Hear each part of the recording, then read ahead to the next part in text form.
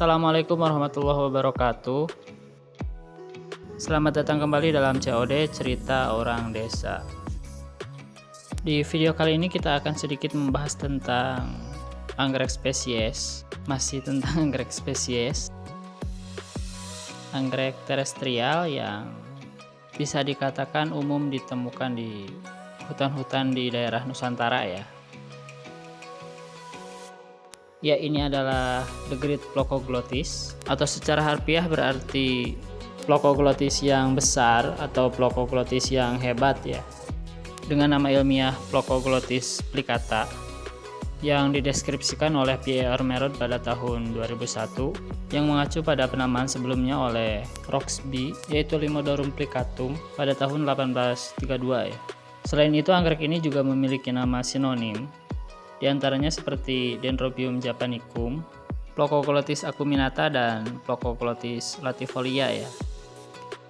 Merupakan anggrek terestrial yang tersebar terutama di daratan Malaysia, mencakup Malaysia, Indonesia, dan Filipina ya. Dan beberapa sumber juga mengatakan bahwa anggrek ini bisa ditemukan di Laos, hanya saja kevalidannya masih dipertanyakan. Sementara untuk di Indonesia sendiri, anggrek ini bisa ditemukan di hutan-hutan di Sumatera, Jawa, Sunda Kecil, Kalimantan, Sulawesi, dan Maluku pada ketinggian 400-1200 mdpl. Merupakan anggrek dengan tipe pertumbuhan monopodial, dengan batang yang membentuk rimpang yang cukup panjang dan bercabang, dan pseudobulb yang menempel di sepanjang rimpangnya, dengan panjang antara 5-7 cm ya. Dan permukaan batangnya juga diselimuti oleh bulu-bulu yang cukup halus dan lebat ya. Anggrek ini juga digolongkan ke dalam jenis herba atau terestrial pendek yang tidak memiliki batang berkayu. Ini mengacu pada tekstur dari batangnya yang cenderung lunak atau mudah patah dengan kulit yang tipis dan daging yang kaya akan cairan seperti halnya daging aloe vera ya.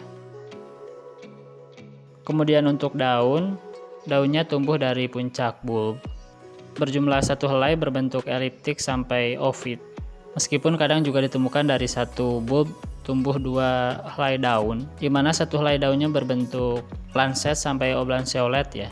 Tekstur dari daunnya ini termasuk sangat tipis dan pliket, yang juga merupakan dasar dari penamaan plicata untuk spesies ini. Panjang daunnya bisa mencapai 25-30 cm dengan lebar 11-17 cm ya. Berwarna hijau sampai keunguan dan terdapat corak bintik-bintik kuning tak berpola yang memenuhi permukaan daunnya. Saya tidak tahu apakah pola bercak kuning ini adalah karakteristik khas dari Plocoglottis plicata atau hanya sebatas adaptasi dengan lingkungannya saja ya. Tapi sepanjang yang saya temukan, mereka memang memiliki bercak kuning yang memenuhi seluruh permukaan daunnya ya. Kemudian untuk bunga, Plocoglottis plicata ini memiliki perbungaan lateral yang tumbuh dari pangkal batangnya, menumbuhkan spike yang cukup panjang, sekitar 40-60 cm, berwarna ungu dengan tekstur yang tidak terlalu keras dan rapuh ya. Tumbuh sebagai batang yang berbuku-buku, dengan branch tipis di setiap bukunya, dan bakal bunga mulai tumbuh dari ruas ke-6 dengan pola perbungaan raceme. Nah, ini adalah penampakan kenop dan bunga yang sudah mekar. Ada yang unik dari pola mekar bunga ini ya. Bunga-bunganya ini bermekaran secara berurutan, yang dimulai dengan mekarnya bunga yang paling bawah, kemudian diikuti oleh bunga yang di atasnya, dan begitu seterusnya. Dan biasanya bunganya ini mekar setiap 2-3 hari sekali ya.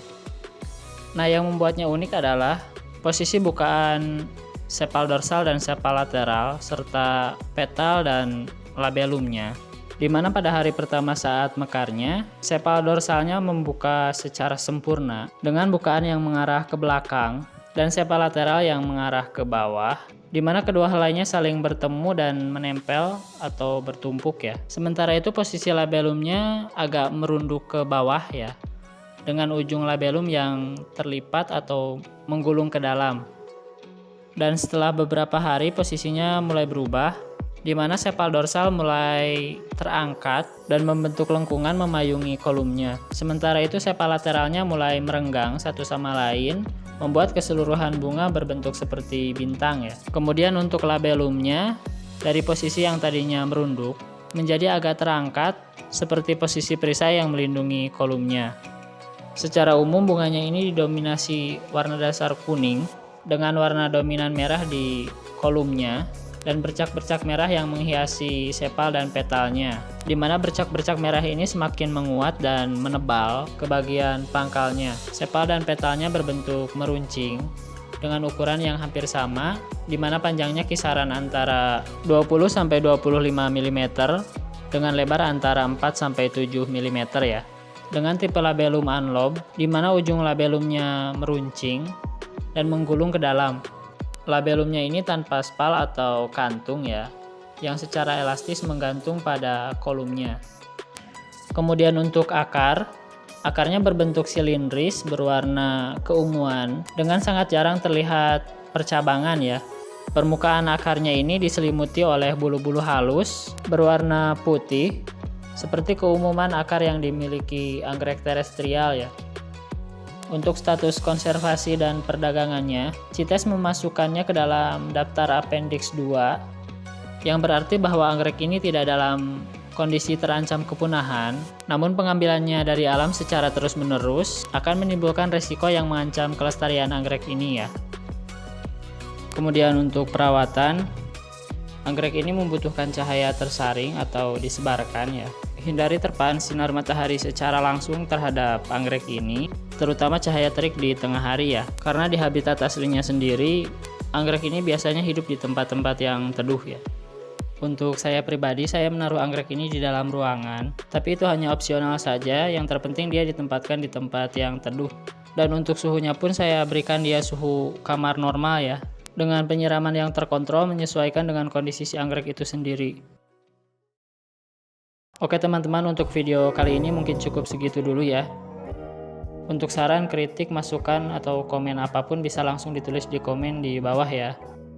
Dan terima kasih juga untuk telah menonton video ini sampai selesai. Dan akhir kata, wassalamualaikum warahmatullahi wabarakatuh.